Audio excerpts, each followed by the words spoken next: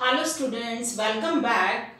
Yesterday in last video we have started chapter 2nd of economics of 10th standard sectors of Indian economy, and we have discussed on the three sectors: primary, secondary and tertiary sector, and the rising importance of third sector and historical change in these three sectors. कि starting में जो है बहुत सारे लोग जो है primary sector में एम्प्लॉयड थे, उसके बाद सेकेंडरी सेक्टर में उनका शिफ्ट हुआ और प्रेजेंट टाइम में जो है टर्चरी सेक्टर में बहुत सारे लोग अपने इन्वॉल्व हैं, वहाँ पे उनको बहुत सारी वर्किंग एक्टिविटीज मिली हुई हैं। तो आज का जो हमारा टॉपिक है that is where are most of the people employed, कि इन तीनों सेक्टर्स में से सबसे ज़्यादा लोग कहाँ पे काम कर रहे हैं। इंडिपेंडेंस के जस्ट आफ्टर से ही प्राइमरी सेक्टर जो है इंडिया में ज़्यादा से ज़्यादा लोगों को एम्प्लॉयमेंट दे रहा था। तो आज भी जो है प्राइमरी सेक्टर में बहुत सारे लोग जुड़े हुए हैं। More than half of the workers in the country are working in the primary sector. Primary sector mainly agriculture sector में लोग काम कर रहे हैं। इसके अलावा जो है mining, fishing, animal husbandry, dairy farming, तो वहाँ पे भी लोग जो है जुड़े हुए हैं। And producing only quarter of the GDP, यानी कि जो प्राइमरी सेक्टर है वो मैक्सिमम लोगों को जॉब अपॉर्चुनिटीज दे रहा है, यानी कि बहुत सारे लोग जो है प्राइमरी सेक्टर में काम कर रहे हैं। बट जो जीडीपी है यानी ग्रोस डोमेस्टिक प्रोडक्ट का, वो only and only quarter he produce कर रहा है, यानी जीडीपी कम प्रोड्यूस कर रहा है बट एम्प्लॉयमेंट बहुत सारे लोगों को वहाँ पे मिला हुआ है। And less than half of the employees are working in secondary and tertiary sector and producing 3/4 of the GDP। यानी हाफ से भी कम जो पॉपुलेशन है, जो वर्किंग एज ग्रुप के लोग हैं, वो सेकेंडरी और टर्शरी सेक्टर में काम कर रहे हैं। बट जीडीपी जो है ये लोग ज़्यादा प्रोड्यूस कर रहे हैं, जीडीपी में इनका शेयर है 3/4। ठीक है, तो मेन रीज़न क्या है कि प्राइमरी सेक्टर में इतने सारे लोग जो काम कर रहे हैं, कि मेन जो है मतलब जो इलिटरेसी है, कि जो बहुत ज़्यादा मतलब लिटरेसी लेवल हाई नहीं है, जो अनपढ़ लोग हैं वो अभी भी जो है प्राइमरी सेक्टर से जुड़े हुए हैं। और सेकंड रीज़न है कि प्राइमरी सेक्टर में जो है वहाँ पर डिस्गाइज्ड अनएम्प्लॉयमेंट है या अंडर एम्प्लॉयमेंट की सिचुएशन है, कि एक ही फैमिली में अगर 5, 6, 7 मेंबर्स हैं तो वो सारे के सारे एक ही ऑक्यूपेशन से जुड़े हुए हैं, अपने उस एग्रीकल्चर में ही, उसी फील्ड में ही वो काम कर रहे हैं और किसी जगह पर यानी कि सेकेंडरी या टर्शरी सेक्टर में वो काम करने के लिए नहीं जा रहे। तो यही मेन रीज़न है, एक इलिटरेसी और दूसरा जो है अंडर एम्प्लॉयमेंट की situation. And in primary sector there is under employment and disguised unemployment, कि ऐसे लोग जो हैं ज़रूरत से ज़्यादा जब काम पे जुड़े होते हैं, किसी भी एक प्रोजेक्ट पे, किसी भी एक काम पे, and they are working less than their potential, यानी अपने पोटेंशियल से वो बहुत कम काम कर रहे हैं। ठीक है, अगर उनमें से कुछ लोग हटा दिए जाएं तो भी उस प्रोडक्टिविटी पे कोई फर्क नहीं पड़ेगा, यानी कि जो प्रोडक्शन है उस फील्ड का वो कम नहीं होगा, बल्कि जो सरप्लस पीपल वहाँ पे काम कर रहे हैं वो कहीं और जाएंगे और उनको कहीं और काम मिलेगा, तो उनकी इनकम एनहेंस होगी, उनकी इनकम बढ़ेगी। नेक्स्ट है how to create more employment, कि ज़्यादा से ज़्यादा एम्प्लॉयमेंट की अपॉर्चुनिटीज़ कैसे क्रिएट कर सकते हैं। ये जो डिस्गाइज्ड अनएम्प्लॉयमेंट है या मतलब जिसको अंडर एम्प्लॉयमेंट कहते हैं, ये एक हिडन सिचुएशन है, कि मतलब पता नहीं चलता कि लोग काम कर रहे हैं या अनएम्प्लॉयड हैं। और ये सिर्फ प्राइमरी सेक्टर में नहीं, ये हमें जो है सेकेंडरी और टर्शरी सेक्टर में भी देखने को मिलती है, कि टर्शरी सेक्टर में भी देखते हैं हम बहुत सारे वर्किंग पीपल, मतलब जो प्लम्बर्स हैं या कुछ आर्टिशियंस हैं, वो डेली बेसिस पे जाते हैं, मतलब डेली बेसिस के लिए काम के लिए हायर किए जाते हैं। और जब उन्हें काम नहीं मिलता, या हो सकता है कि कई बार 4 और 5 पर्सन्स की वहाँ पे रिक्वायरमेंट होती है, जो पेंटर्स हैं, प्लम्बर्स हैं, बट वहाँ पे ज़्यादा लोग काम पे एंगेज हैं, तो वहाँ पर भी ये हिडन अनएम्प्लॉयमेंट या जो मतलब डिस्गाइज्ड अनएम्प्लॉयमेंट है या अंडर एम्प्लॉयमेंट की सिचुएशन है वो देखने को मिल सकती है। तो ऐसी सिचुएशन में जॉब्स ज़्यादा से ज़्यादा, जो जॉब की अपॉर्चुनिटीज़ हैं, वर्किंग अपॉर्चुनिटीज़ है, वो कैसे क्रिएट की जाए, कैसे हम मतलब सब लोगों को जो है रोजगार मिले, फिर चाहे वो एजुकेटेड हो या अनएजुकेटेड हो,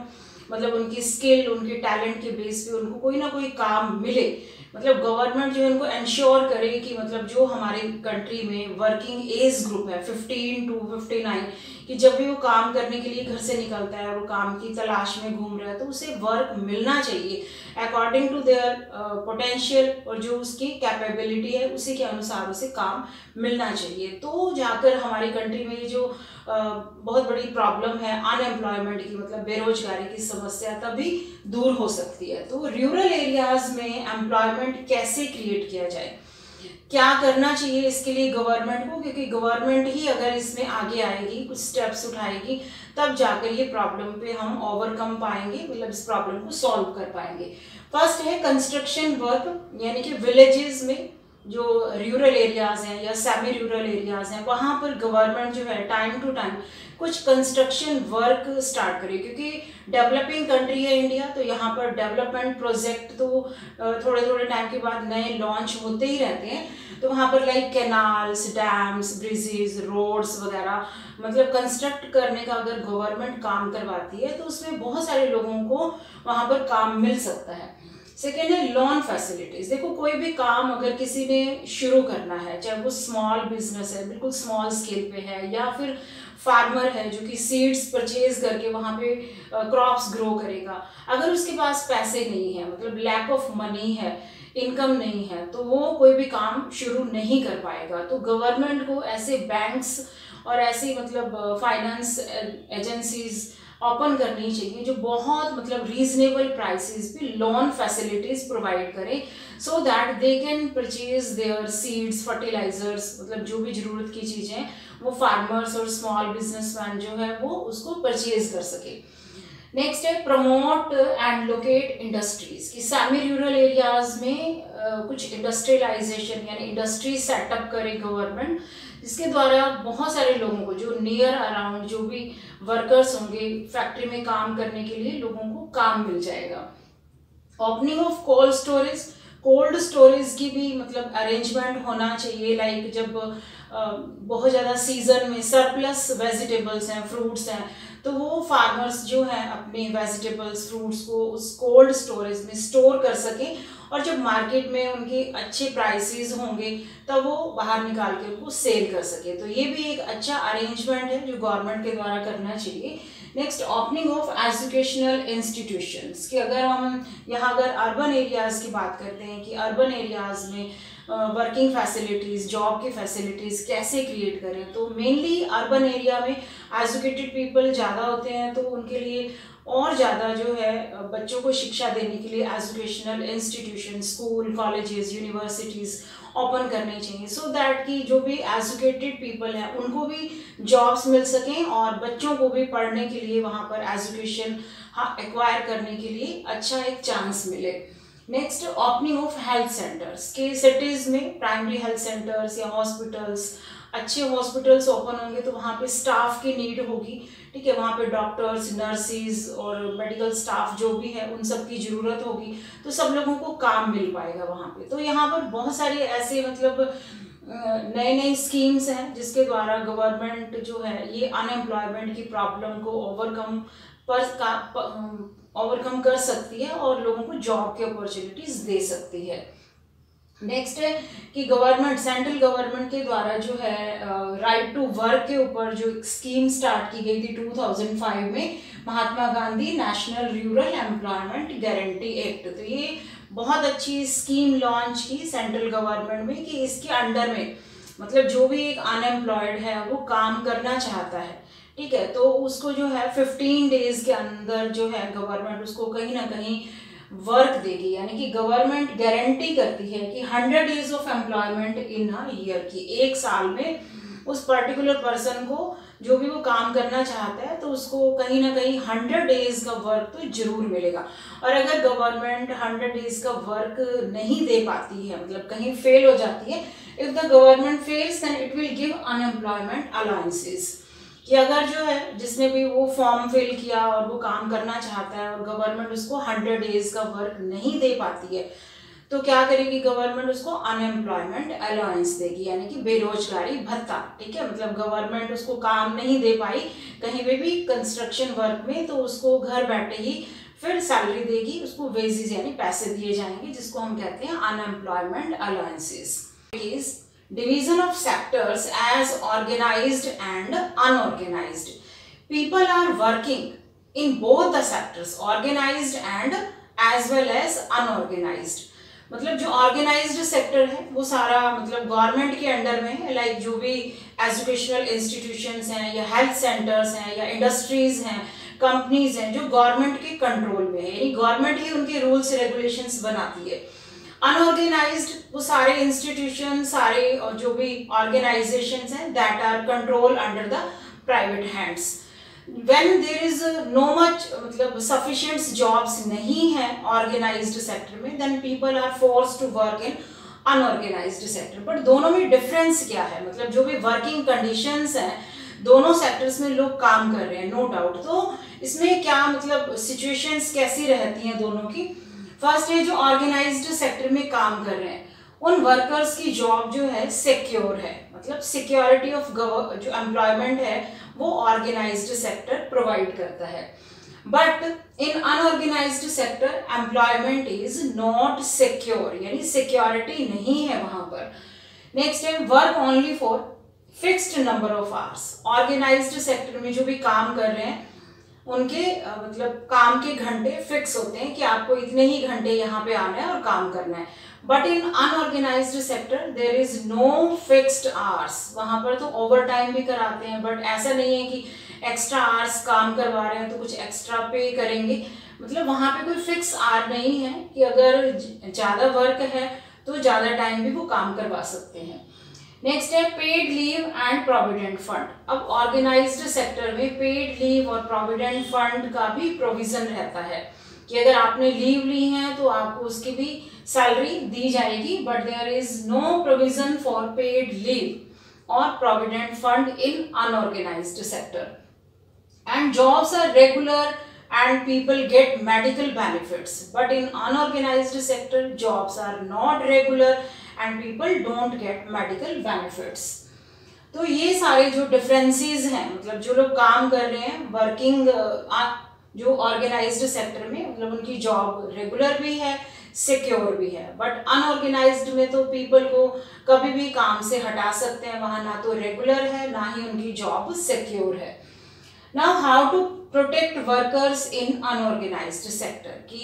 कहीं ना कहीं अनऑर्गेनाइज्ड सेक्टर में वर्कर्स के साथ एम्प्लॉयज के साथ जो भी डिस्क्रिमिनेशन हो रहा है तो उनको कैसे रोका जाए, कैसे प्रोटेक्ट किया जाए वहां पे, क्योंकि वहां पर डिस्क्रिमिनेशन के द्वारा जो है मतलब protection and support to unorganised sector worker is necessary for both economic and social development, कि उनके वहाँ पे जॉब की सिक्योरिटी हो, प्रोटेक्शन हो वहाँ पर, तो ये उसकी सोशल और इकोनॉमिक डेवलपमेंट के लिए बहुत ज़रूरी है। इसके लिए गवर्नमेंट को जो है कुछ स्ट्रिक्ट लॉज बनाने चाहिए और उन लॉज का इम्प्लीमेंटेशन भी प्रॉपरली हो, यानी कि चाहे वो कैजुअल वर्कर्स हैं, चाहे वो मतलब लैंडलेस फार्मर्स हैं या कंपनीज में जॉब करने वाले हैं, तो एटलीस्ट काम के घंटे जो हैं वो फिक्स होने चाहिए और उनके जो वेजेस हैं, जो भी सैलरी है वो भी फिक्स होनी चाहिए। तो गवर्नमेंट को टाइम टू टाइम इन प्राइवेट एजेंसीज में, प्राइवेट कंपनीज में इंटरफेयर करके कुछ ना कुछ ऐसे स्ट्रिक्ट स्टेप्स उठाने चाहिए कि यहाँ पर जो अनऑर्गेनाइज सेक्टर में जितने भी लोग काम कर रहे हैं उनको प्रोटेक्ट किया जा सके और उनको वहाँ पर इक्वलिटी मिले, कोई भी डिस्क्रिमिनेशन उन्हें वहाँ पर फेस नहीं करना पड़े। Now last topic of this chapter is the public sector and the private sector. ठीक है, दोनों में डिफरेंस है। यहाँ ऑर्गेनाइज्ड और अनऑर्गेनाइज्ड में तो हमने वर्किंग कंडीशंस की बात करनी है, बट यहाँ पे पब्लिक और प्राइवेट सेक्टर में जो भी इंडस्ट्रीज हैं, जो भी कंपनीज हैं, उनका मेन मोटिव क्या है, पब्लिक सेक्टर का और प्राइवेट सेक्टर का, हम उस पर डिस्कस करेंगे। फर्स्ट है जो पब्लिक सेक्टर है that are owns and control by the government, की गवर्नमेंट ही मोस्ट ऑफ द एसेट्स, जो भी इंडस्ट्रीज हैं, जो भी एसेट्स है, संपत्ति है, उसके ऊपर गवर्नमेंट रूल करती है, गवर्नमेंट मालिक है। And ownership of asset is in private hands, but private sector में जितनी भी इंडस्ट्रीज हैं या जो भी इंस्टीट्यूशंस हैं वो प्राइवेट हैंड्स में होती है, यानी कि वो इंडिविजुअल या ग्रुप ऑफ पीपल उनके मालिक होते हैं। Next, public welfare is a main motive, जो मतलब पब्लिक सेक्टर है, इनका मेन मोटिव क्या होता है, मतलब मैक्सिमम जो है पब्लिक का वेलफेयर करना। बट जो प्राइवेट सेक्टर है वहाँ पर मेन मोटिव रहता है उनका ह्यूज प्रॉफिट अर्न करना, मतलब कि ज़्यादा से ज़्यादा हम जो भी काम कर रहे हैं, जो भी हमारा इंस्टीट्यूशन है या जो भी इंडस्ट्री है, हम मैक्सिमम प्रॉफिट यहाँ से अर्न करें। एग्जाम्पल है यहाँ पर पब्लिक सेक्टर के रेलवेज, पोस्ट ऑफिस, मेनली किस लिए, लोगों का वेलफेयर करने के लिए, मतलब लोगों को सारी जो बेसिक अमेनिटीज है वो पहुंचाने के लिए, फैसिलिटीज देने के लिए। बट प्राइवेट सेक्टर में like TISCO, Reliance, so many private companies की यहाँ पर इनका मेन मोटिव रहता है कि ह्यूज प्रॉफिट अर्न करना। तो इसके ऊपर एग्जाम में 3 मार्क्स का क्वेश्चन आ जाता है मोस्टली, पब्लिक और प्राइवेट सेक्टर में क्या डिफरेंस है। और ऑर्गेनाइज्ड और अनऑर्गेनाइज्ड सेक्टर में भी एग्जाम में 5 मार्क का क्वेश्चन आ जाता है। तो ये हमारे चैप्टर का लास्ट टॉपिक था। इसी के साथ ही हमारा ये पूरा चैप्टर जो है सेक्टर्स ऑफ इंडियन इकोनॉमी यही कंप्लीट होता है। तो पूरे चैप्टर में हमने जो है स्टार्टिंग में तीनों सेक्टर्स, प्राइमरी, सेकेंडरी, टर्शियरी, उसके बाद जो है टर्शियरी सेक्टर की importance day by day rise हो रही है, ग्रो हो रही है, उसके क्या रीजंस हैं। नेक्स्ट जो है मतलब मैक्सिमम लोग कहाँ पे एम्प्लॉयड हैं, प्राइमरी में, सेकेंडरी में या थर्ड सेक्टर में एम्प्लॉयड हैं। और इन लोगों को जो है, जो भी मतलब प्राइवेट सेक्टर में काम कर रहे हैं, तो इनको कैसे जो है हम प्रोटेक्ट कर सकते हैं और कैसे जॉब की मैक्सिमम अपॉर्चुनिटीज क्रिएट कर सकते हैं इंडिया जैसे डेवलपिंग कंट्री में, जिससे कि अनएम्प्लॉयमेंट की प्रॉब्लम को सॉल्व किया जा सके। तो आई होप कि आपको ये पूरा चैप्टर और सारे टॉपिक्स बहुत अच्छे से समझ में आ गए होंगे। तो मिलते हैं नेक्स्ट वीडियो में नेक्स्ट चैप्टर के साथ। तब